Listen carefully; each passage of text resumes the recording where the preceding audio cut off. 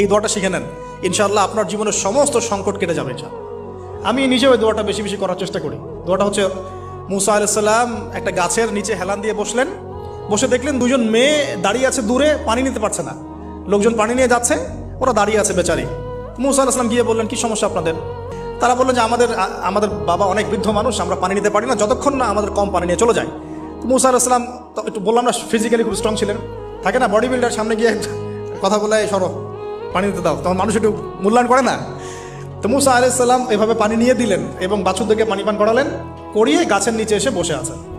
বসে বসে তিনি দোয়া করছেন, এই যে দোয়াটা তিনি দোয়া করছেন, রব্বি, একটা নেক কাজ করলেন না, মানুষের উপকার করলেন, নেক কাজ করে এসে গাছের নিচে বসে দোয়া করছেন, আল্লাহ এখানে তো আমার খাবার পানি বাসস্থান কিছুই নাই, আমি কি করব?